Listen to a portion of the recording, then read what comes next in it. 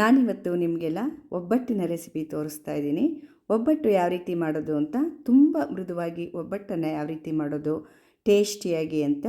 Hi, ಕಲ್ಪಾಸ್ ಚಾನಲ್ಗೆ ಎಲ್ಲರಿಗೂ ಸ್ವಾಗತ. ಇವತ್ತು ನಾನು ಒಬ್ಬಟ್ಟಿನ ರೆಸಿಪಿಯೊಂದಿಗೆ ಬಂದಿದ್ದೇನೆ. ದಯವಿಟ್ಟು ನನ್ನ ಚಾನಲ್ಗೆ ಸಬ್ಸ್ಕ್ರೈಬ್ ಆಗದಿರೋರು ಖಂಡಿತವಾಗಿ ಸಬ್ಸ್ಕ್ರೈಬ್ ಆಗಿ, ಲೈಕ್ ಮಾಡಿ, ಶೇರ್ ಮಾಡಿ ಹಾಗೂ ಕಮೆಂಟ್ಸ್ ಮೂಲಕ ತಿಳಿಸಿ ಅಂತ ಹೇಳ್ತಾ, ಯಾವ ರೀತಿ ತುಂಬ ಮೃದುವಾದ ಒಬ್ಬಟ್ಟನ್ನು ಮಾಡೋದು ಅಂತ ಇವಾಗ ನೋಡ್ಕೊಳ್ಳೋಣ ಬನ್ನಿ. ಮೊದಲಿಗೆ ನಾನಿಲ್ಲಿ ಹೋಳಿಗೆಯ ಮೇಲ್ಗಡೆ ಕವರಿಂಗೋಸ್ಕರ ಕಣಕನ ರೆಡಿ ಮಾಡ್ಕೊಳ್ತಾ ಇದ್ದೀನಿ. ಅದಕ್ಕೋಸ್ಕರ 1/4 ಕಪ್ಪಿನಷ್ಟು ನಾನು ಚಿರೋಟಿ ರವೆ ಹಾಕ್ಕೊಂಡಿದ್ದೀನಿ. ಚಿರೋಟಿ ರವೆ ಹಾಕ್ಕೊಂಡು ಅದಕ್ಕೆ ಸ್ವಲ್ಪ ನೀರನ್ನು ಹಾಕ್ಕೊಂಡ್ಬಿಟ್ಟು ಅದನ್ನು ಮಿಕ್ಸ್ ಮಾಡಬೇಕು. ನಾನು ತೋರಿಸೋ ಹದದಲ್ಲೇ ಮಿಕ್ಸ್ ಮಾಡ್ಕೊಳ್ಳಿ. ಚಿರೋಟಿ ರವೆ ಇದು, ಬೇರೆ ಯಾವ ರವೆನೂ ಹಾಕಬೇಡಿ, ಚಿರೋಟಿ ರವೆನೇ ಚೆಂದ, ಅದನ್ನೇ ಹಾಕಬೇಕು. ಸ್ವಲ್ಪ ನೀರನ್ನು ಹಾಕಿಬಿಟ್ಟು ಕ್ಲೀನಾಗಿ ಈ ರೀತಿ ಮಿಕ್ಸ್ ಮಾಡಿಬಿಟ್ಟು ಇದನ್ನು ಸ್ವಲ್ಪ ಹೊತ್ತು ನೆನೆಯೋದಕ್ಕೆ ಬಿಟ್ಬಿಡಬೇಕು. 10 ನಿಮಿಷಗಳ ಕಾಲ ಇದನ್ನು ನೆನೆಯೋದಕ್ಕೆ ಬಿಡಬೇಕು. ಮುಚ್ಚಳ ಮುಚ್ಚಿಬಿಟ್ಟು ನಾನು ಇಟ್ಟಿದ್ದೀನಿ ನೋಡಿ. ಇವಾಗ 10 ನಿಮಿಷ ಆಗಿದೆ. ಆನಂತರ ನಾನು ಮುಚ್ಚಳನ ತೆಗೆದಿದ್ದೀನಿ ನೋಡಿ. ರವೆ ಎಲ್ಲ ಕ್ಲೀನಾಗಿ ನೆಂದಿದೆ. ಅದೊಂಥರ ರವೆ ಥರ ಸಿಗುತ್ತಲ್ವ ಬಾಯಿಗೆ, ಆ ರೀತಿ ಸಿಗೋದಿಲ್ಲ ಈ ರೀತಿ ಮಾಡೋದ್ರಿಂದ. ಅದಕ್ಕೋಸ್ಕರ ನಾನು ಫಸ್ಟು ಒಂದು 10 ನಿಮಿಷ ಅದನ್ನು ನೆನೆಯೋದಕ್ಕೆ ಬಿಟ್ಟಿದ್ದು. ಇವಾಗ ಇದಕ್ಕೆ ನಾನು ಈ ಕಪ್ನಲ್ಲಿ 1 ಕಪ್ಪು ಮೈದಾ ಹಿಟ್ಟನ್ನು ಹಾಕ್ಕೊಳ್ತಾ ಇದ್ದೀನಿ. ಒಟ್ಟು 1/4 ಕಪ್ ಆಯಿತು. 1 ಕಪ್ ಮೈದಾ ಹಿಟ್ಟು, 1/4 ಕಪ್ಪು ಚಿರೋಟಿ ರವೆ. ಇವಾಗ ಚಿರೋಟಿ ರವೆ ಜೊತೆಗೆ ಇದನ್ನು ಕ್ಲೀನಾಗಿ ಎಲ್ಲ ಈ ರೀತಿಯಾಗಿ ಮಿಕ್ಸ್ ಮಾಡ್ಕೋಬೇಕು. ಮೊದಲಿಗೆ ನೀರನ್ನು ಹಾಕ್ಕೋಬೇಡಿ, ಎಷ್ಟು ನೀರು ಬೇಕಾಗುತ್ತೋ ಆಮೇಲೆ ನೋಡಿಕೊಂಡು ಹಾಕಬೇಕು. ಎಣ್ಣೆ ಕೂಡ ಇವಾಗಲೇ ಹಾಕಬಾರ್ದು.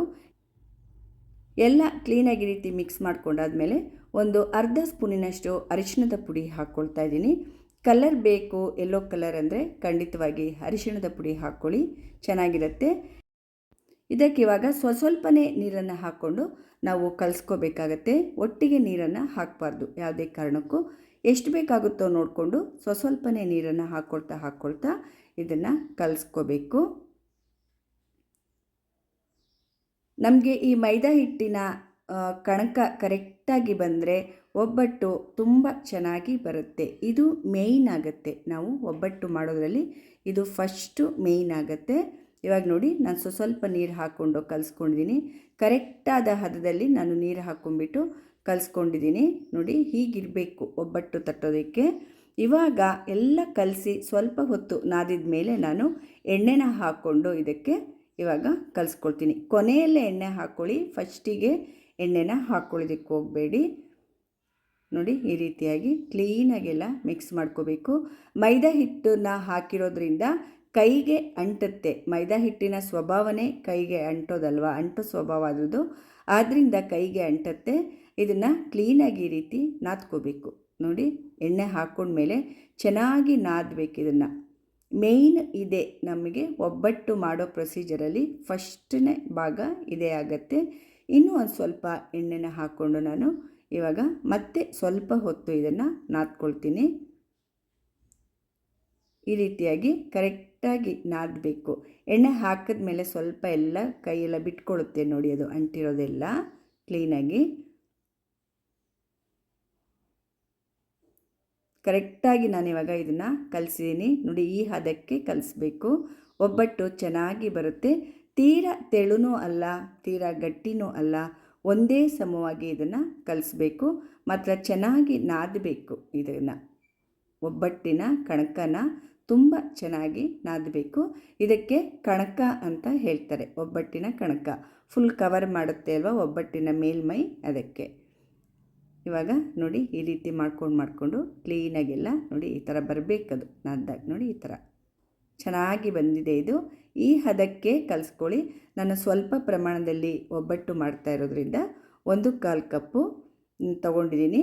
1 ಕಪ್ಪು ತೊಗರಿಬೇಳೆನ ನಾನು ತೊಗೊಳ್ತೀನಿ. ಅದಕ್ಕೋಸ್ಕರ 1/4 ಕಪ್ಪು ನಾನು ತೊಗೊಂಡಿದ್ದೀನಿ ಮೈದಾ ಹಾಗೂ ರವೆನ. ಇಲ್ಲಿ ನೋಡಿ, ಗ್ಯಾಸ್ ಮೇಲೆ ಒಂದು ಪಾತ್ರೆ ಇಟ್ಕೊಂಡಿದ್ದೀನಿ. ಪಾತ್ರೆಗೆ ನೀರು ಹಾಕ್ಕೊಂಡಿದ್ದೀನಿ. ಹೆಚ್ಚು ಕಡಿಮೆ ಅದು 2 ಲೀಟರ್ನಷ್ಟು ನೀರಿದೆ. 2 ಲೀಟರ್ ನೀರಿದೆ. ಇದನ್ನು ಕುದಿಯೋದಕ್ಕೆ ಬಿಡಬೇಕು ನೀರನ್ನು. ಅಲ್ಲಿ ತನಕ ನಾನಿಲ್ಲಿ 1 ಕಪ್ ತೊಗರಿಬೇಳೆನ ಒಂದು ಬಟ್ಲಿಗೆ ಹಾಕ್ಕೊಂಡು ನೋಡಿ, ಯಾವ ಕಪ್ನಲ್ಲಿ ನಾನು ಮೈದಾ ತೊಗೊಂಡಿದ್ನೋ ಅದೇ ಕಪ್ಪಲ್ಲಿ 1 ಕಪ್ ತೊಗರಿಬೇಳೆ ತೊಗೊಂಡಿದ್ದೀನಿ.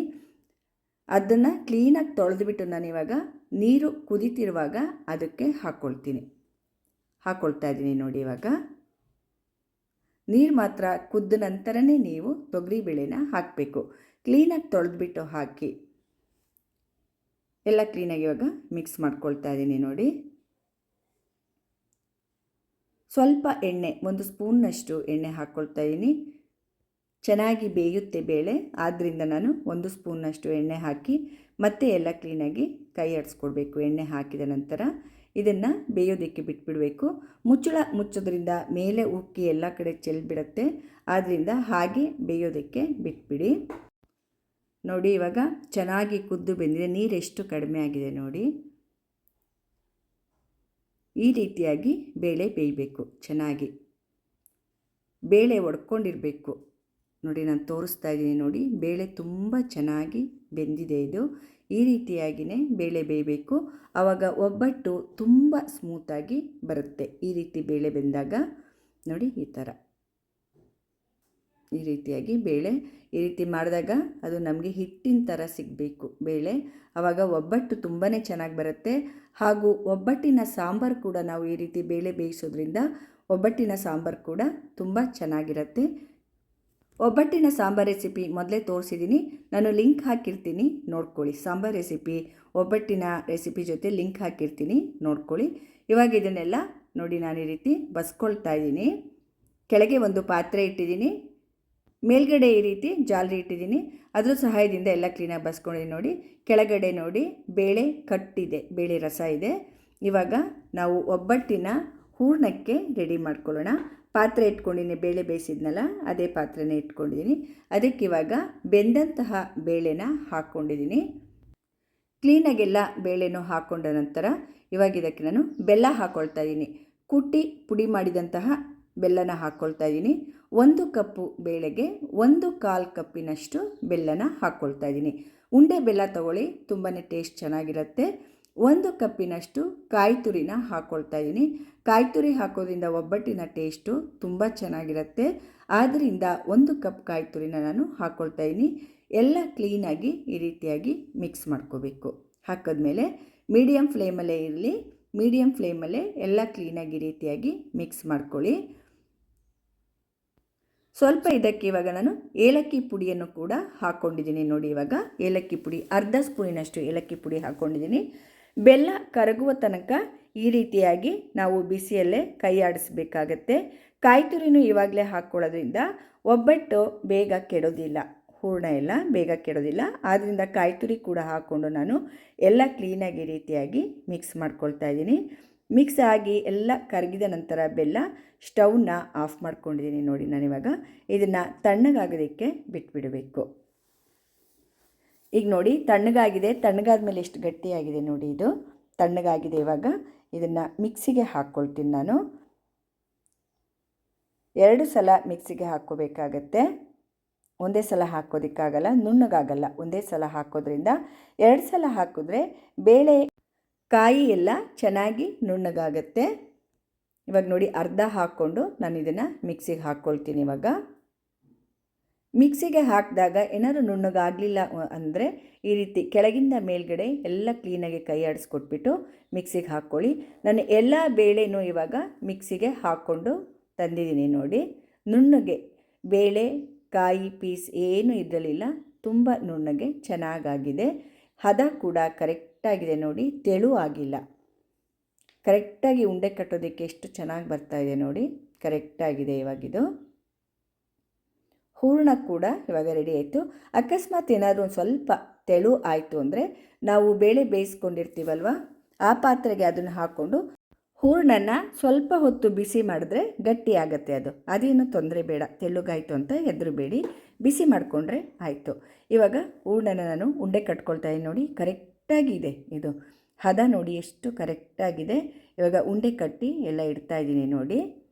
ನಾನು ತೊಗೊಂಡಿರೋ 1 ಕಪ್ಪು ತೊಗರಿಬೇಳೆಲಿ ಹೆಚ್ಚು ಕಡಿಮೆ 14ರಿಂದ 15 ಒಬ್ಬಟ್ಟು ಆಗುತ್ತೆ ನೋಡಿ. ಇವಾಗ ಇಲ್ಲಿ 15 ಉಂಡೆಗಳಾಗಿದೆ 1 ಕಪ್ಪು ಬೇಳೆಯಲ್ಲಿ. ಇವಾಗ ಮೈದಾ ಚೆನ್ನಾಗಿ ನೆಂದಿದೆ. ನಾವು ಫಸ್ಟಿಗೆ ಇದನ್ನು ಕಲಸಿಟ್ಟಿದ್ವಿ ಅಲ್ವಾ, ಒಂದು 2 ಗಂಟೆಗಳ ಕಾಲ ಚೆನ್ನಾಗಿ ನೆಂದಿದೆ ನೋಡಿ. ಇದು ಮೈದಾ ಹಾಗೂ ಚಿರೋಟಿ ರವೆನ ಕಲಸಿಟ್ಟಿದ್ವಲ್ವ, ಅದಕ್ಕೆ ಸ್ವಲ್ಪ ಎಣ್ಣೆ ಹಾಕ್ಕೊಂಡು ಮತ್ತೆ ಸ್ವಲ್ಪ ಹೊತ್ತು ಈ ರೀತಿ ನಾದ್ಕೊಳ್ತೀನಿ ನಾನು. ಎಷ್ಟು ಚೆನ್ನಾಗಿ ಇದೆ ನೋಡಿ, ಈ ರೀತಿ ಇರಬೇಕು ಒಬ್ಬಟ್ಟು ತಟ್ಟೋದಕ್ಕೆ. ಈಗ ನಾನು ನೋಡಿ ಮೈದಾದ್ದು ಒಂದು ಉಂಡೆ ತಗೊಳ್ತಾ ಇದ್ದೀನಿ, ಈ ರೀತಿಯಾಗಿ ಸ್ವಲ್ಪ ತಗೊಳ್ತಾ ಇದ್ದೀನಿ. ಅದರಿಂದ ಇಷ್ಟು ದಪ್ಪ ಇರಬೇಕು. ಈ ಬೇಳೆ ಉಂಡೆ ಇರುತ್ತಲ್ವ, ಅದಕ್ಕಿಂತ ಸ್ವಲ್ಪ ಕಡಿಮೆ ಇರಬೇಕದು. ಆ ಉಂಡೆ ಅದಕ್ಕಿಂತ ಸ್ವಲ್ಪ ಕಡಿಮೆ ಇರಬೇಕು. ಯಾವ ರೀತಿ ಅಂತ ಇವಾಗ ತೋರಿಸ್ತೀನಿ ನೋಡಿ. ಎಡದೆ ಕೈಗೂ ಕೂಡ ನಾವು ಎಣ್ಣೆನ ಹಚ್ಕೊಂಡ್ಬಿಟ್ಟು ಅದ್ರ ಮೇಲೆ ಒಂದು ಮೈದಾ ಉಂಡೆ ಇಟ್ಕೊಂಡ್ಬಿಟ್ಟು ಸ್ವಲ್ಪ ಅಗಲ ಮಾಡ್ಕೋಬೇಕು. ಈ ರೀತಿಯಾಗಿ ಸ್ವಲ್ಪ ಅಗಲ ಮಾಡ್ಕೋಬೇಕು. ಅಗಲ ಮಾಡ್ಕೊಂಡ್ಬಿಟ್ಟು ಅದ್ರ ಮಧ್ಯಕ್ಕೆ ನಾವು ಬೇಳೆ ಹೂರಣನ ಇಟ್ಕೋಬೇಕಾಗತ್ತೆ ನೋಡಿ. ಈ ರೀತಿಯಾಗಿ ಕ್ಲೀನಾಗಿ ಅಗಲ ಮಾಡಿಕೊಂಡು ಮಧ್ಯಭಾಗಕ್ಕೆ ಕರೆಕ್ಟಾಗಿ ಬೇಳೆ ಉಂಡೆನ ಇಟ್ಕೊಂಡು ಸುತ್ತ ಈ ರೀತಿ ಕವರ್ ಮಾಡ್ಕೊಳ್ತಾ ಹೋಗಬೇಕು. ಆ ಮೈದಾ ಉಂಡೆಯಿಂದ ಈ ರೀತಿ ನೋಡಿ, ಈ ಥರ ಸುತ್ತ ಕವರ್ ಮಾಡ್ಕೊಂಡು ಹೋಗಬೇಕು. ಈ ಥರ ನೋಡಿ ಕರೆಕ್ಟಾಗಿ ಬಂತಿವಾಗ. ಇದು ಕೈಲಿ ಈ ರೀತಿ ಮಾಡಿಕೊಂಡ್ರೆ ಉಂಡೆ ಆಗುತ್ತೆ. ಎಲ್ಲಾದರೂ ಸ್ವಲ್ಪ ಆ ರೀತಿ ಬಿಟ್ಕೊಂಡಿದ್ರೆ ಈ ರೀತಿ ಅದನ್ನು ಕವರ್ ಮಾಡಿದ್ರೆ ಆಯಿತು ಎಲ್ಲ ಕ್ಲೀನಾಗಿ. ಇವಾಗ ಒಬ್ಬಟ್ಟನ್ನ ತಟ್ಟೋದು ಯಾವ ರೀತಿ ಅಂತ ತೋರಿಸ್ತೀನಿ. ಹೋಳಿಗೆ ಕವರ್ ಇದು, ಹೋಳಿಗೆಯ ಹಾಳೆ ಇದು. ಇದನ್ನು ತೊಗೊಂಡಿದ್ದೀನಿ ನೋಡಿ, ನೋಡಿ ತೋರಿಸ್ತೀನಿ. ಹೋಳಿಗೆ ಮಾಡುವ ಪೇಪರ್ ಇದು. ಈ ರೀತಿ ಎಲ್ಲ ಅಂಗಡಿಗಳಲ್ಲಿ ಕೂಡ ಸಿಗತ್ತೆ, ನೀವು ಕೇಳ್ಬೋದು. ದಿನಸಿ ಅಂಗಡಿಗಳಲ್ಲೆಲ್ಲ ಸಿಗತ್ತೆ, ಅಥವಾ ಈ ಕವರ್ ಎಲ್ಲ ಮಾರ್ತಾ ಇರ್ತಾರಲ್ವ, ಆ ರೀತಿ ಅಂಗಡಿಗಳಲ್ಲೂ ಸಿಗತ್ತೆ. ಅದ್ರ ಮೇಲೆ ಈಗ ನಾನು ಎಣ್ಣೆನ ಸವರ್ಕೊಳ್ತಾ ಇದ್ದೀನಿ. ಕ್ಲೀನಾಗಿ ಒಂದು ಸಲ ಎಲ್ಲ ಒದ್ದೆ ಬಟ್ಟೆಯಿಂದ ಒರೆಸ್ಕೊಂಡಿದ್ದೀನಿ ನಾನು. ಆಮೇಲೆ ಎಣ್ಣೆನ ಕ್ಲೀನಾಗಿ ಎಲ್ಲ ಕಡೆ ಹಚ್ಕೋಬೇಕು. ಅದ್ರ ಮೇಲೆ ನಾನೀಗ ಉಂಡೆನ ಇಟ್ಕೊಳ್ತಾ ಇದ್ದೀನಿ, ಒಬ್ಬಟ್ಟಿನ ಉಂಡೆನ ಇಟ್ಕೊಳ್ತಾ ಇದ್ದೀನಿ. ಇಟ್ಕೊಂಡ್ಬಿಟ್ಟು ಎಲ್ಲ ಕೆಳಗಡೆ ಏನಾದರೂ ಮೈದಾ ಆ ರೀತಿ ಹೋಗಿದರೆ ಸ್ವಲ್ಪ ಹೀಗೆ ಮೇಲ್ಗಡೆಗೆ ಮಾಡ್ಕೊಳ್ಳಿ, ಚೆನ್ನಾಗಿ ಬರುತ್ತೆ ಒಬ್ಬಟ್ಟು. ಸೈಡೆಲ್ಲ ಮೈದಾನೇ ಆಗಲ್ಲ, ಈವನಾಗಿ ಎಲ್ಲ ಕಡೆ ಸ್ಪ್ರೆಡ್ಡಾಗಿ ಚೆನ್ನಾಗಿ ಬರುತ್ತೆ. ಇವಾಗ ಅದ್ರ ಮೇಲೆ ಒಂದು ಕವರ್ ಹಾಕ್ಕೊಳ್ತೀನಿ. ಆ ಕವರ್ಗೂ ಕೂಡ ನಾನು ಕೆಳಗೆ ಭಾಗಕ್ಕೆ ಎಣ್ಣೆನ ಸವರ್ಕೊಂಡಿದ್ದೀನಿ ನೋಡಿ. ಕೈಯಲ್ಲಿ ಈ ರೀತಿ ಮಾಡ್ಕೊಳ್ತಾ ಹೋಗಬೇಕು. ತುಂಬ ಸುಲಭ ಈ ರೀತಿ ಮಾಡೋದು, ತುಂಬ ಈಸಿಯಾಗಿ ಒಬ್ಬಟ್ಟು ಮಾಡ್ಕೋಬೋದು. ಒಬ್ಬಟ್ಟು ತಟ್ಟೋದಕ್ಕೆಲ್ಲ ಬರೋಲ್ಲ ಅಂತಾರಲ್ವ, ಅಂಥವರೆಲ್ಲ ತುಂಬ ಈಸಿಯಾಗಿ ಮಾಡ್ಕೋಬೋದು. ಎಷ್ಟು ಅಗಲ ಬೇಕಾದರೂ ನೀವು ಒಬ್ಬಟ್ಟನ್ನ ಮಾಡ್ಕೋಬೋದು ಈ ರೀತಿಯಾಗಿ ನೋಡಿ. ಈ ಥರ ತುಂಬಾ ಚೆನ್ನಾಗಿ ಬರುತ್ತೆ. ದುಂಡಗೆ ಈ ರೀತಿಯಾಗಿ ಮಾಡ್ಕೊಂಡ್ರಾಯ್ತು ನೋಡಿ. ನಾನು ಇಷ್ಟು ಅಗಲ ಮಾಡ್ಕೊಂಡಿದ್ದೀನಿ. ನಾನು ತೊಗೊಂಡಿರೋ ಉಂಡೆಗೆ ಇಷ್ಟು ಅಗಲ ಕರೆಕ್ಟಾಗಿದೆ. ಇವಾಗ ಎಲ್ಲ ಕಡೆ ಈವನಾಗಿ ಒಂದೇ ಥರ ಮಾಡ್ಕೊಳ್ಳಿ. ಈ ಥರ ಅಂದ್ಬಿಟ್ರೆ ಕರೆಕ್ಟಾಗಿ ಬರುತ್ತೆ ಎಲ್ಲ ಕಡೆ. ಇವಾಗಿದು ರೆಡಿ ಆಯಿತು.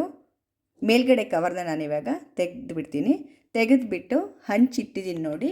ನಾನು ಹೋಳಿಗೆನ ಹಂಚಿನ ಮೇಲೆ ಹಾಕ್ಕೊಳ್ತೀನಿ. ಹಂಚು ಕಾಯ್ದಿದೆ. ಮೀಡಿಯಮ್ ಫ್ಲೇಮ್ಗಿನ್ನ ಸ್ವಲ್ಪ ಕಡಿಮೆನೇ ಇರಲಿ ಉರಿ, ಜಾಸ್ತಿ ಬೇಡ. ಇವಾಗ ಒಬ್ಬಟ್ಟನ್ನ ಅದ್ರ ಮೇಲೆ ಹಾಕಿದ್ದು ನೋಡಿ. ಪೇಪರ್ ಸಮೇತ ಹಾಕೋದ್ರಿಂದ ಏನೂ ಪ್ರಾಬ್ಲಮ್ ಆಗೋದಿಲ್ಲ. ಇವಾಗ ಅದು ಬೆಂದ ನಂತರನೇ ಅದು ಬರೋದು, ಅಲ್ಲಿ ತನಕ ಬರಲ್ಲ. ಸ್ವಲ್ಪ ಬೆಂದ ನಂತರನೇ ಅದು ತೆಗೆಯೋದಕ್ಕೆ ಬರೋದು. ಒಬ್ಬಟ್ಟನ್ನು ಬಾಳೆದೆಲೆ ಮೇಲೆ ಕೂಡ ತೊಟ್ಕೋಬೋದು. ಇವಾಗ ನೋಡಿ ತೆಗಿತಾ ಇದ್ದೀನಿ, ಬರ್ತಾ ಇಲ್ಲ, ಅದು ಬರೋದಿಲ್ಲ. ಅದು ಸ್ವಲ್ಪ ಬೆಂದ ನಂತರ ಬರುತ್ತೆ. ಈ ರೀತಿಯಾಗಿ ಚೆನ್ನಾಗಿ ಬರುತ್ತೆ, ಅಂಟೋದಿಲ್ಲ, ಅದಕ್ಕೆ ಕ್ಲೀನಾಗಿ ಬರುತ್ತೆ ನೋಡಿ. ಪೇಪರ್ ತೆಗೆದಾಯಿತು, ಹೋಳಿಗೆ ಪೇಪರ್ನ. ಇವಾಗ ಸ್ವಲ್ಪ ಹೊತ್ತು ಬೇಯೋದಕ್ಕೆ ಇದನ್ನು ಬಿಡಬೇಕು. ನೀವು ದೋಸೆ ಮಾಡ್ತಿರಲ್ಲ, ಆ ಕಾವಲಿ ಮೇಲೆ ತುಂಬ ಸ್ಮೂತಾಗಿ ತುಂಬ ಚೆನ್ನಾಗಿ ಬರುತ್ತೆ. ನಿಮಗೆ ಚಿರೋಟಿ ರವೆ ಬೇಡ ಇಲ್ಲ ಅಂದರೆ ಮೈದಾ ಹಿಟ್ಟಿನಲ್ಲೇ ನೀವು ಮಾಡ್ಕೋಬಹುದು. 1/4 ಕಪ್ಪಿನಷ್ಟು ಹೋಳಿಗೆ ಮೈದಾ ಅಂತಲೇ ಸಿಗುತ್ತೆ ಅಂಗಡಿಗಳಲ್ಲಿ, ಅದನ್ನೇ ತಗೊಂಡು ಮಾಡಿ ನೋಡಿ. ಇವಾಗ ನಾನು ತಿರುವಿ ಹಾಕ್ಕೊಂಡಿದ್ದೀನಿ, ಮಗ್ಚಿ ಹಾಕ್ಕೊಂಡಿದ್ದೀನಿ ಇದನ್ನು. ಒಬ್ಬಟ್ಟನ್ನ ತುಂಬ ಚೆನ್ನಾಗಿ ಬಂದಿದೆ.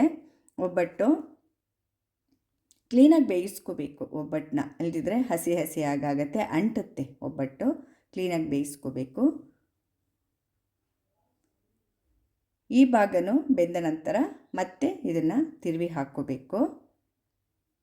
ಗ್ಯಾಸ್ ಉರಿ ಮೀಡಿಯಮ್ ಫ್ಲೇಮ್ಗಿನ್ನ ಸ್ವಲ್ಪ ಕಡಿಮೆನೇ ಇರಲಿ, ಜಾಸ್ತಿ ಇರೋದು ಬೇಡ.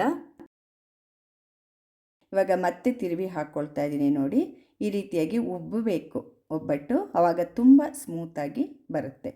ಚೆನ್ನಾಗಿ ಬಂದಿದೆ ಈ ಒಬ್ಬಟ್ಟು. ನಾನು ತೋರಿಸಿರೋ ರೀತಿಯಲ್ಲೇ ನೀವು ಒಬ್ಬಟ್ಟನ್ನು ಮಾಡಿದ್ರೆ ತುಂಬ ಚೆನ್ನಾಗಿ ಬರುತ್ತೆ ಒಬ್ಬಟ್ಟು. ತುಂಬ ಸ್ಮೂತಾಗಿ ಕೂಡ ಇರುತ್ತೆ, ರುಚಿಯಾಗಿಯೂ ಕೂಡ ಇರುತ್ತೆ. ಒಂದು ಪ್ಲೇಟ್ಗೆ ತೆಗೆದಿಟ್ಕೊಳ್ತಾ ನೋಡಿ. ಸಡನ್ನಾಗಿ ಇದನ್ನು ಮಡ್ಚೋದಕ್ಕೆ ಹೋಗಬೇಡಿ, ಅಂಟುತ್ತೆ. ತಣ್ಣಗಾದಮೇಲೆ ಅದನ್ನು ಮಡಚಿಬಿಟ್ಟು ಇಟ್ಕೊಂಡ್ರೆ ಆಯಿತು. ಇವಾಗ ಇನ್ನೊಂದು ಒಬ್ಬಟ್ಟನ್ನು ಎಣ್ಣೆ ಸವರ್ಬಿಟ್ಟು ನಾನು ತಟ್ಕೊಳ್ತಾ ಇದ್ದೀನಿ ನೋಡಿ. ಕೈಯಲ್ಲೇ ತಟ್ತಾ ಇದ್ದೀನಿ. ಕೈಯಲ್ಲಿ ಕೂಡ ಈ ರೀತಿಯಾಗಿ ಸುಲಭವಾಗಿ ನಾವು ತೊಟ್ಕೋಬೋದು ನೋಡಿ. ಕೈಯಲ್ಲಿ ತಟ್ಟಿಬಿಟ್ಟು ಇನ್ನೊಂದು ಒಬ್ಬಟ್ಟನ್ನು ತೋರಿಸ್ತಾ ಇದ್ದೀನಿ. ಇದನ್ನು ಕೂಡ ಎಷ್ಟಾಗಲ ಬೇಕಾದರೂ ನಾವು ತಟ್ಕೋಬೋದು. ಒಬ್ಬಟ್ಟನ್ನು ಕೈಯಲ್ಲಿ ತಟ್ಟೋದನ್ನು ಕೂಡ ಇದು ತುಂಬ ಈಸಿಯಾಗಿ ಬರುತ್ತೆ, ಕೈಯಲ್ಲಿ ತಟ್ಟೋದು ಕೂಡ. ಇವಾಗ ಇದನ್ನು ಕೂಡ ಬೇಯಿಸ್ಕೊಳ್ತೀನಿ. ಇವಾಗ ಅದೇ ಥರ ಗ್ಯಾಸ್ ಮೇಲೆ ಹಾಕಿಬಿಟ್ಟು ಸ್ವಲ್ಪ ಹೊತ್ತಾದಮೇಲೆ ಈ ರೀತಿ ತೆಗೆದ್ರೆ ಆಯಿತು. ಒಬ್ಬಟ್ಟನ್ನು ಯಾವುದೇ ತರಹದ ದೋಸೆ ಮಾಡುವ ಹಂಚಿನ ಮೇಲೆ ನೀವು ಮಾಡ್ಕೋಬೋದು. ಬೆಂದ ನಂತರ ಮತ್ತೆ ತಿರುವಿ ಹಾಕ್ಕೊಳ್ಳೋದು ನೋಡಿ, ಎಷ್ಟು ಚೆನ್ನಾಗಿ ಬಂದಿದೆ. ಮತ್ತೆ ಸ್ವಲ್ಪ ಬೆಂದ ನಂತರ ಮತ್ತೆ ತಿರುವಿ ಹಾಕ್ಕೊಳ್ಳೋದು. ಇಷ್ಟೇ, ಒಬ್ಬಟ್ಟು ಇವಾಗ ರೆಡಿ ಆಯಿತು. ಬೇಳೆ ಒಬ್ಬಟ್ಟು, ತೊಗರಿಬೇಳೆ ಒಬ್ಬಟ್ಟಿದು. ನೀವು ಕಡಲೆಬೇಳೆ ಒಬ್ಬಟ್ಟು ಕೂಡ ಮಾಡ್ಕೋಬೋದು, ಆದರೆ ತೊಗರಿಬೇಳೆ ಒಬ್ಬಟ್ಟು ತುಂಬ ಸ್ಮೂತಾಗಿರುತ್ತೆ, ರುಚಿ ಕೂಡ ತುಂಬಾ ಚೆನ್ನಾಗಿರುತ್ತೆ. ಇವಾಗ ಒಬ್ಬಟ್ಟೆಲ್ಲ ರೆಡಿಯಾಗಿದೆ ನೋಡಿ. ಉಳಿದಿದ್ದನ್ನು ಬೇಕಾದರೆ ಫ್ರಿಜ್ಜಲ್ಲಿ ಇಟ್ಕೋಬೋದು, ಹಾಳಾಗೋದಿಲ್ಲ. ಒಂದು 4-5 ದಿನದ ತನಕ ಏನೂ ಆಗೋದಿಲ್ಲ. ಫ್ರಿಜ್ಜಲ್ಲಿ ಇಟ್ಕೊಂಡು ಮತ್ತೆ ಬೇಕಾದರೆ ಅದು ಬಿಸಿ ಬೇಕು ಅಂದಾಗ ನಾವು ಮಾಡಿಕೊಂಡು ಯೂಸ್ ಮಾಡ್ಕೋಬೋದು. ಒಬ್ಬಟ್ಟು ತುಂಬ ಸ್ಮೂತಾಗಿ ಬಂದಿದೆ. ತುಪ್ಪದ ಜೊತೆಗೆ ತಿಂತಾಯಿದ್ರೆ ಒಬ್ಬಟ್ಟು ಅಷ್ಟೊಂದು ಚೆನ್ನಾಗಿರುತ್ತೆ. ಕೆಲವರು ಕಾಯಿ ರಸ ಮಾಡಿಕೊಂಡು ಅದ್ರ ಜೊತೆ ಕೂಡ ಕಲಿಸ್ಕೊಂಡು ತಿಂತಾರೆ. ಕಾಯಿ ರಸ ಅಂದರೆ ಕಾಯಿನ ಮಿಕ್ಸಿಗೆ ಹಾಕಿಬಿಟ್ಟು ನುಣ್ಣಗೆ, ತುಂಬ ನುಣ್ಣಗೆ ಮಿಕ್ಸಿಗೆ ಹಾಕಿ ಸ್ವಲ್ಪ ತೆಳುವಾಗಿ ಮಾಡಿಕೊಂಡ್ರೆ, ತುಂಬ ಗಟ್ಟಿನೂ ಅಲ್ಲ ತುಂಬ ತೆಳುನೂ ಅಲ್ಲ, ಆ ಹದದಲ್ಲಿ ಮಾಡಿಕೊಂಡ್ರೆ ಅದೇ ಕಾಯಿ ರಸ. ಅದ್ರ ಜೊತೆಗೆ ಒಬ್ಬಟ್ಟಿನ ಜೊತೆಗೆ ಕಾಯಿ ರಸ ಹಾಕ್ಕೊಂಡು ತುಪ್ಪ ಹಾಕ್ಕೊಂಡು ಒಂದು ಬಾಳೆಹಣ್ಣನ್ನು ಕೂಡ ಹಾಕ್ಕೊಂಡು ಎಲ್ಲ ಕಲಿಸ್ಕೊಂಡು ತಿಂತಾರೆ, ಅದು ಕೂಡ ಚೆನ್ನಾಗಿರುತ್ತೆ. ಮಾವಿನ ಹಣ್ಣಿನ ಕಾಲದಲ್ಲಿ ಮಾವಿನ ಹಣ್ಣಿನ ಶೀಕರಣೆ ಜೊತೆ ಕೂಡ ತಿಂತಾರೆ, ಅದು ಕೂಡ ತುಂಬಾ ಚೆನ್ನಾಗಿರುತ್ತೆ. ಇವಾಗ ನೋಡಿ, ತುಂಬ ಮೃದುವಾದಂತಹ ಸ್ಮೂತಾದ ಒಬ್ಬಟ್ಟು ಇವಾಗ ರೆಡಿಯಾಗಿದೆ. ನಿಮಗೆಲ್ಲ ಈ ಒಬ್ಬಟ್ಟಿನ ರೆಸಿಪಿ ತುಂಬ ಇಷ್ಟ ಆಗಿದೆ ಅಂದ್ಕೊಂಡಿನಿ. ದಯವಿಟ್ಟು ನನ್ನ ಚಾನಲ್ಗೆ ಸಬ್ಸ್ಕ್ರೈಬ್ ಆಗೋದನ್ನು ಖಂಡಿತವಾಗಿ ಯಾರೂ ಮರಿಬೇಡಿ. ಲೈಕ್ ಮಾಡಿ, ಶೇರ್ ಮಾಡಿ ಹಾಗೂ ಕಮೆಂಟ್ಸ್ ಮೂಲಕ ತಿಳಿಸಿ ಅಂತ ಹೇಳ್ತಾ ಎಲ್ಲರಿಗೂ ನನ್ನ ಧನ್ಯವಾದಗಳು. ಮುಂದಿನ ರೆಸಿಪಿಯೊಂದಿಗೆ ಮತ್ತೆ ಸಿಗ್ತೇನೆ. ನಮಸ್ಕಾರ.